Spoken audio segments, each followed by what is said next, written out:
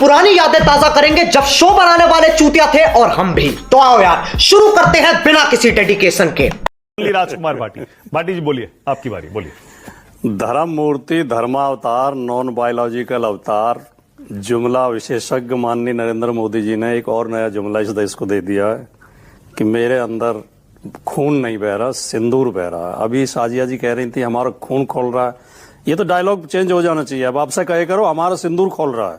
ये धोखा, ये कैसे कैसे नाम देते हो, आदमी को औरत का नाम देते हो। ये जो माननीय मोदी जी बोलते समय ये भी नहीं देखते कि आपका कितना मजाक उड़ाएगा, कितनी हंसी उड़ाई जाएगी, कुछ भी बोल देते हैं। तो अब इनके अंदर सिंदूर दौड़ रहा है। और मैं रागिनी नायक जी आपको ये सलाह देना चाहूंगा कि हम और आप इनका मुकाबला नहीं कर सकते। हमारे और आपके अंदर खून दौड़ रहा है, इनके अंदर सिंदूर दौड़ यही नहीं, अभी और सुनिए रहा है। दूसरी बात, आप सवाल उठा रही हैं कि कांग्रेस और विपक्षी पार्टियों से क्यों सांसद चुन के भेजे गए हैं। अब इनकी पार्टी में तो ट्रोलिंग के विशेषज्ञ हैं। किसी को गाली दिलवानी हो, किसी अधिकारी को आतंकवादियों की बहन बताना हो, संसद के अंदर ए आतंकवादी चिल्लाना हो, मोदी जी की चरणों में सेना को समर्पित करना हो, तो ये कर सकते हैं। बाहर विदेशों में जाके देश की छवि सुधारने के लिए तो पढ़े लिखे लोगों की जरूरत पड़ेगी। बात तो सही है। दौड़ना तो पड़ता है। और पढ़े लिखे लोग मिलेंगे विपक्षी पार्टियों में, तो इसलिए इनकी मजबूरी है। ये क्या बात हुई? नहीं, भारतीय जनता पढ़े लिखे सारे विपक्ष में मिलेंगे और मैं तो मानक जी कई बार आपके शो में कह चुका हूं, इनका लेवल जो है, इनकी दिमागी इनका जो बौद्धिक लेवल है बहुत कमजोर होता है। आरएसएस बीजेपी के लोगों का ये गाली गलौज वही सीखते हैं और लाठी चलाना सीखते हैं, लाठी तलवार चलाना सीखते हैं। अंतरराष्ट्रीय कूटनीति क्या होती है इन बेचारों को क्या पता। इनसे अपने लोगों को गाली दिलवा लो आप।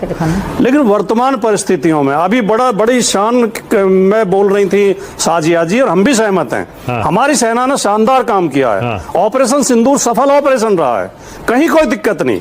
पाकिस्तान के चुन के ठिकानों पे हमला किया है। हाँ। और पाकिस्तान को भारी नुकसान पहुंचाया है। लेकिन जो फोटो आप लगा रही हैं, जो होर्डिंग लगा रही हैं, उनमें मोदी जी की फोटो क्यों है? ये क्या हो गया? ये क्या सुन रहा हूं मैं?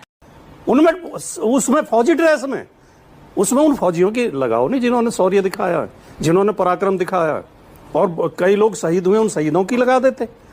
तो मुझे तो इन हालात में मानक जी कि सैनिकों से काम लेते हैं, सेना से काम लेते हैं और फिर अपना प्रचार करते हैं। इन हालात में आदरणीय उदय प्रताप जी की कविता की पंक्तियां याद आती हैं। मैं वो बोल के, और टाइम होगा तो ठीक है, नहीं तो मैं वही बोल के अपना समाप्त कर दूंगा कि कभी कभी सोचा करता हूं वे बेचारे चले गए हैं जो फूलों का मौसम लाने की कोशिश में चले गए हैं। स्वतंत्रता के चरणों में जो अपना शीश चढ़ाकर सोए, हम में से कितने ऐसे हैं उनके लिए हृदय से रोए।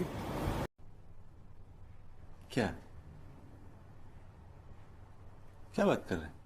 और एक और ध्यान देना इस बात पे, सन 14 से इस दिनांक तक, 2014 सन 14 से इस दिनांक तक केवल ये उत्थान हुआ है, महंगाई हो गई सयानी, भ्रष्टाचार जवान हुआ है और अपनी परछाई की तुलना में छोटा इंसान हुआ है। इससे साफ पता चलता है सूरज का अवसान हुआ है। आपसे खतरनाक इस देश के लिए कोई हो नहीं सकता।